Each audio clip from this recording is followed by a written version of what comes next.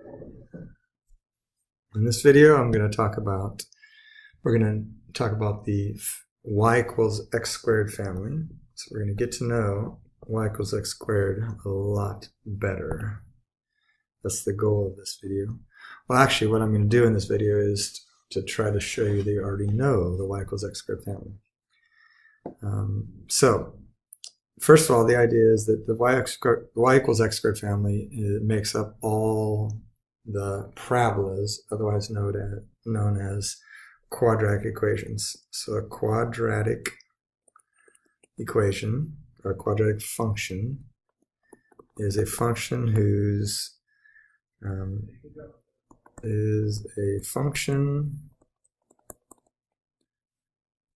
with highest power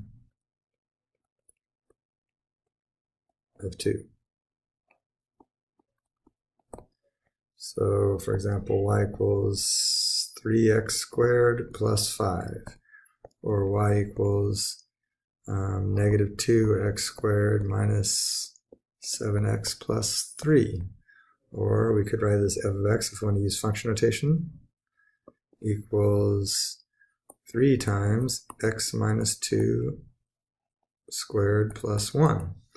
Those are all different types of quadratic equations. I actually could write it like this too. F of x equals x minus 3 times x plus 5. That's also a quadratic equation. Notice they're in different forms. They look slightly different. There's basically 3 forms of quadratic equations that we deal with for the most part. There's standard form,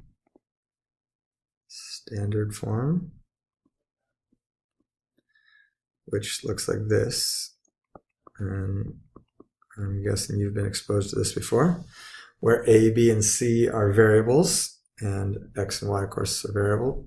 I'm sorry, a, b, and c are numbers. For example, if you look at this one up here, notice that the a is 3, the b is 0, and the c is 5. If you look at this, say the green one here, if you look at this one, the a is negative 2, the b is negative 7, and the c is 3. So that's standard form. We also have something called vertex form, also known as graphing form. I usually call it vertex form. And that looks like this: y equals a times x minus h squared plus k. This is called vertex form because it's really easy to find the vertex.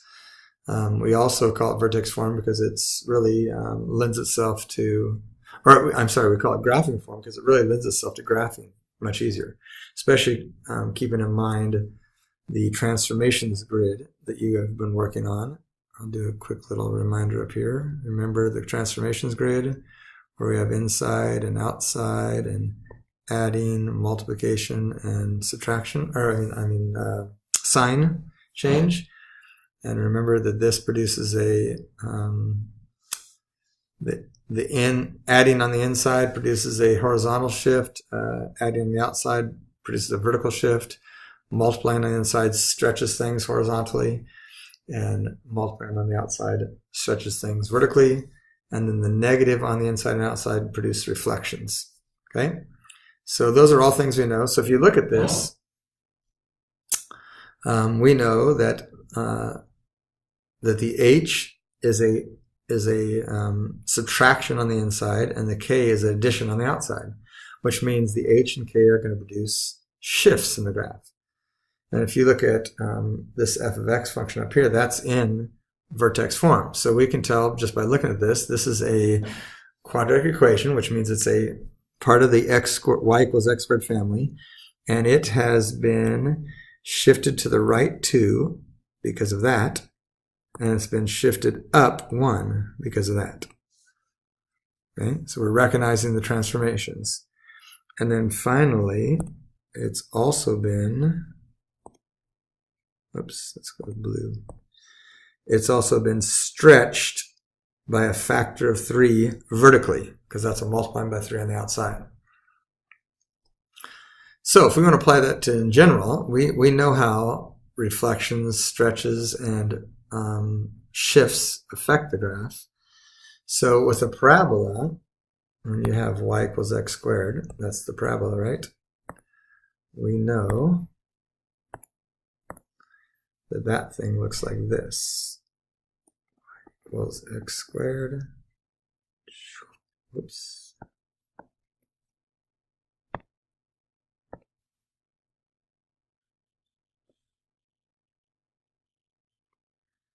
So it goes through 1, 2, 3, 4. So at this stage of the game, you should be really getting to know this guy. In fact, you should have already known it before you came to class. We know that 0, 0 is a point on the graph. We also know that 1, 1 is a point on the graph.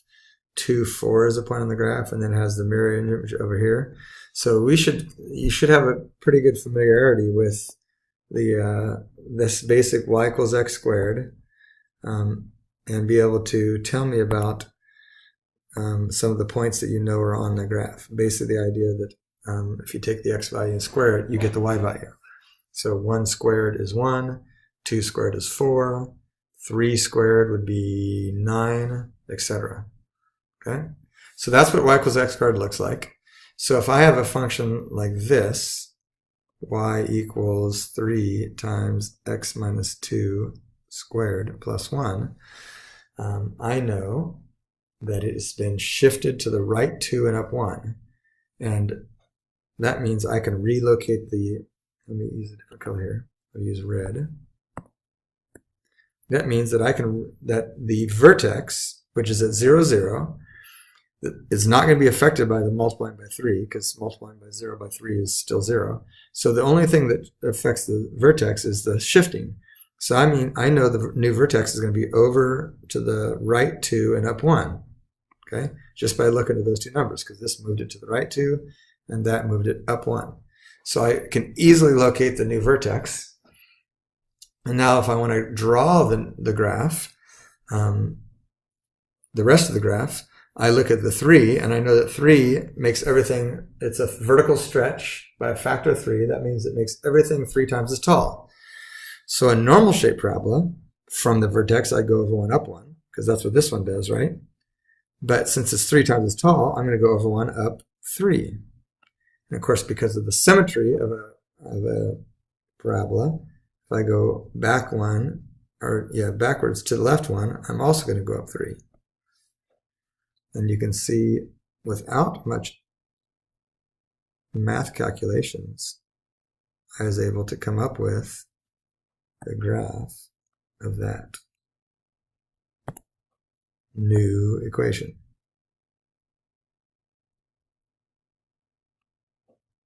Okay?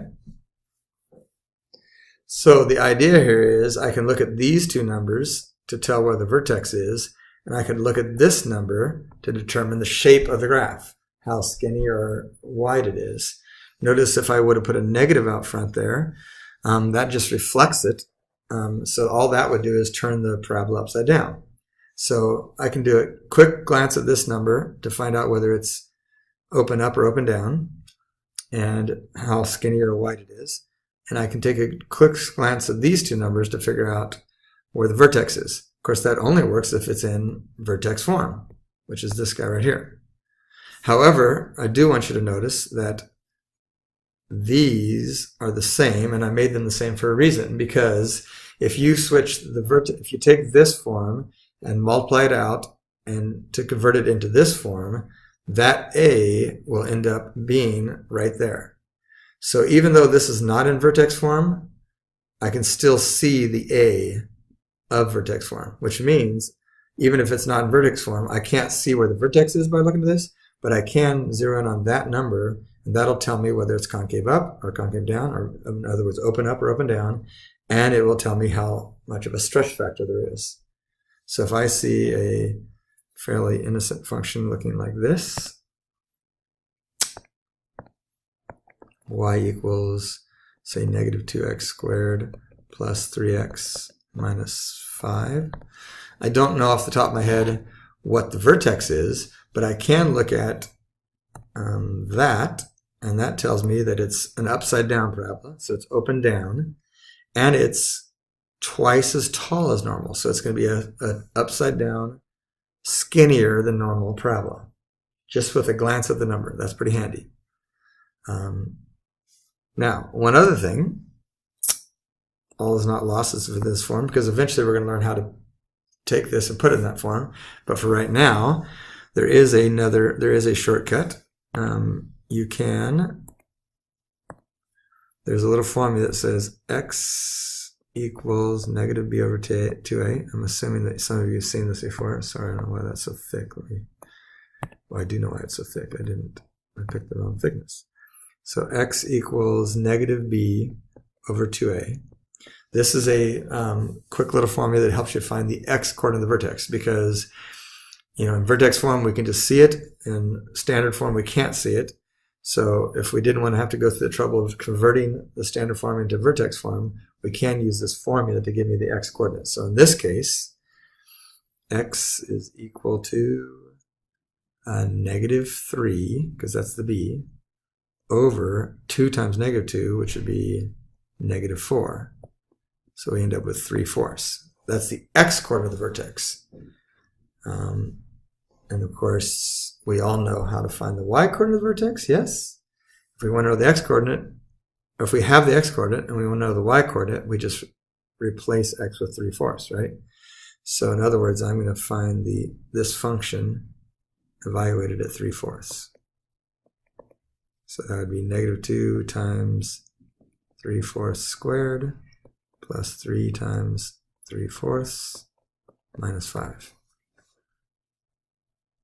And then I would calculate that out. Let's see, what would that be? That would be 16 divided by 2 is 8. So that would be negative 9/8 plus 9/4 minus 5. And if we get a common denominator, we have negative 9/8 plus 18/8 minus 40/8. Just doing little fractions here in front of you. Hopefully it'll remind you how to do fractions. In case you've forgotten, okay, the negative 9 and 18 will leave me positive 9, so that'd be negative 40 and positive 9, which would be negative 31/8. So the coordinate of this vertex of this parabola would be 3/4, comma, what did I say? Negative 31/8. Okay. One other thing about parabolas that I mentioned, well, I'll just go up here. I mentioned another form, this guy here. We'll color that a different color, like light blue. This is what is called factored form. That's where we've taken the quadratic and broken it into factors. And so this is also a useful form. This is really helpful when you're looking for x-intercepts, because if you remember, if I wanted to find the x-intercepts, I'd set the equation equal to 0, and you can tell that very easily by looking at this, that 3 would make this factor 0, and negative 5 would make this factor 0. So 3 and negative 5 would be the x-intercepts of that quadratic. Okay, so those are some kind of key points. Another thing that's really important to understand is that parabolas are symmetric. We've talked about that some already. If the y equals x squared is actually an even function because it's symmetrical about the y-axis, but actually all parabolas are symmetric. And the line of symmetry always goes through the vertex. So if I'm trying to find the line of symmetry, I just have to draw a, let's go back and turn this into a red pen again. I could just draw a dotted line, that would represent the line of symmetry. It goes right through the vertex. So this thing's line of symmetry would be x equals 2.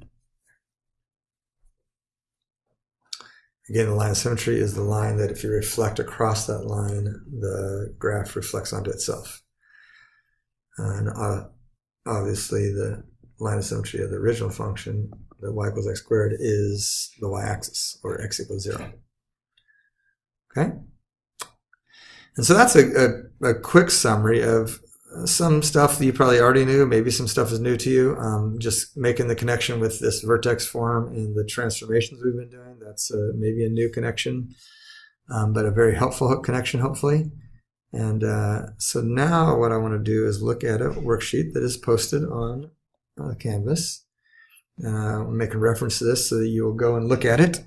This is a great worksheet for just kind of assessing, how well do you know the y equals x squared family? If you can work through this worksheet with fairly smoothly, then you're where you should be for understanding the quadratic family. So I'm just going to talk. I'm not going to do the whole worksheet, but I'm going to talk about it briefly. So based on what we just talked about, the first number one says consider the functions. List the functions whose graphs have a maximum at their vertex and those that have a minimum of the vertex. So just a quick connection to what we were just talking about. We can tell very easily whether a function is open up or open down by looking at that a, if you remember right. Well, notice if I have a parabola that's open up, that means it's going to have a minimum. If I have a parabola that's open down, that means I'm going to have a maximum.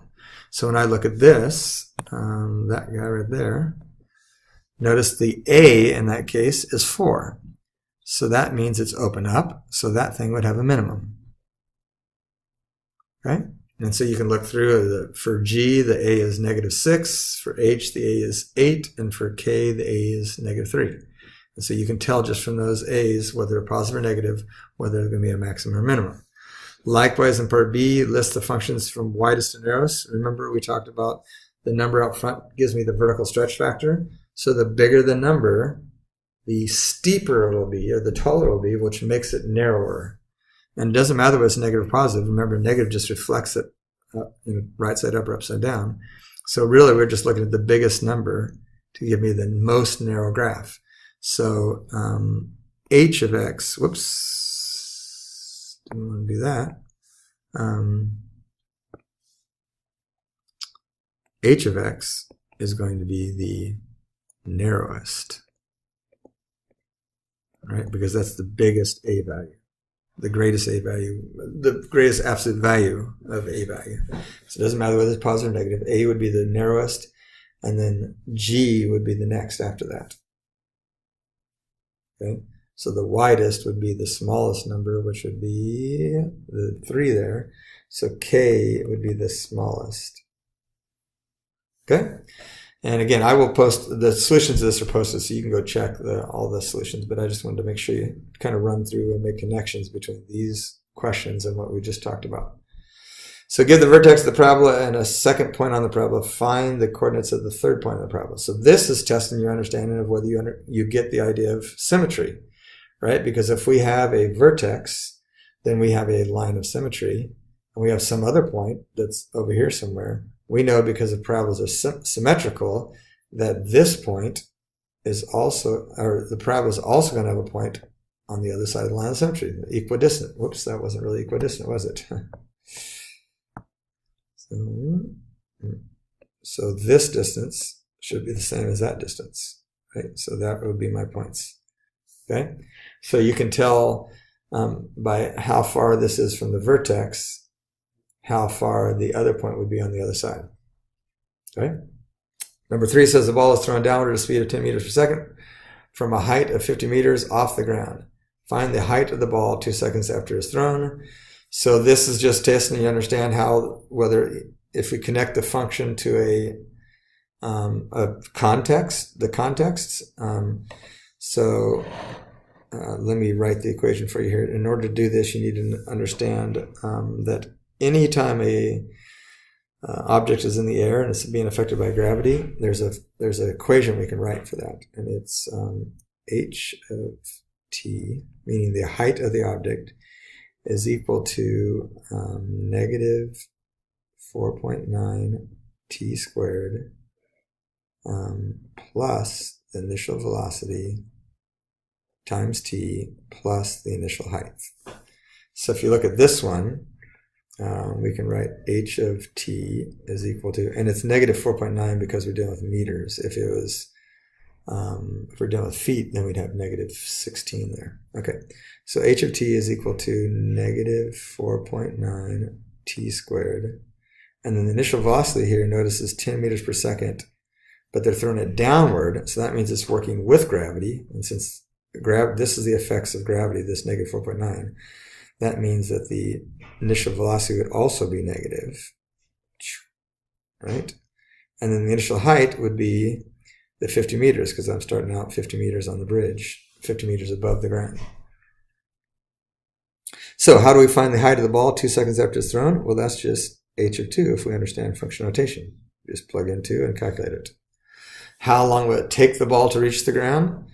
Well, if the ground, if I've reached the ground, that means my height off the ground would be 0. So this is a question just asking me to find a x-intercept. So see, what we're doing here is taking these words and trying to translate them into math. So I'll give you the formula for this and leave you to do that. So this is for, for the tennis ball one. So this would be h of t is equal to, it's in meters again, so that would be negative 4. This pin is too thick. Negative 4.9 t squared. And this time you're hitting it upwards. So that would be plus 40t. And the initial height is 2. Okay, so that's the formula.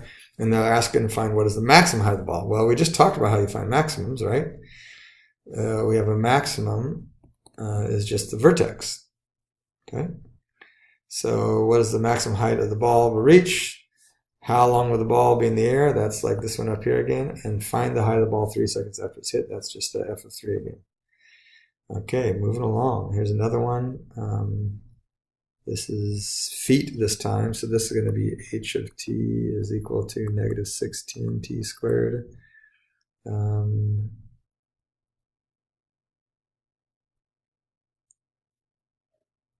Oh, this is not, you don't need a formula for this one. So, whoops, I forgot what I did on that one. So this is actually testing your understanding of symmetry again. So read that one closely. If you understand symmetry, you should be able to get that. Given each pair, number 6, giving each pair of reflection image points on a parabola, find the equation of the line of symmetry. So we talked about that. The line of symmetry is always, since these 2 points are reflections of each other, and notice also the y values are the same, they must be the same distance on either side of the line of reflection. So that's the idea with that one. Number 7, write an equation for each of the following parabolas described below. So this is going in the reverse of what we were talking about on here. So we should be able to use this formula to come up with the equation. Because I can see the vertex, so that means I know that it's x minus 3, because it's been moved to the right 3, squared, plus 4, because it's been moved up 4. So I know that part. So the only question I'm not sure about is what is the a? So I'll put a little y here, leave a little space for the a. And so the way I'd figure out what the a is, I'm just looking at this point that they gave me, and I'm asking myself, is it a normal shaped parabola? So from 3, 4 to get to 4, 5, I'd have to go over 1 and up 1.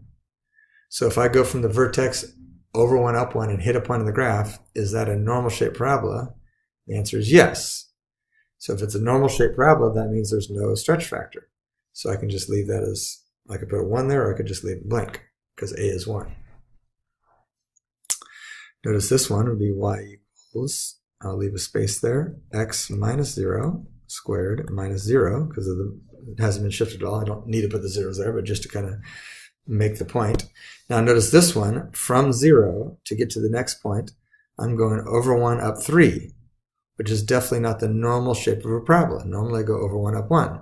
So since I'm going over 1 up 3, that means this must have been stretched vertically by a factor of 3. So that means I just need to put a little 3 right there.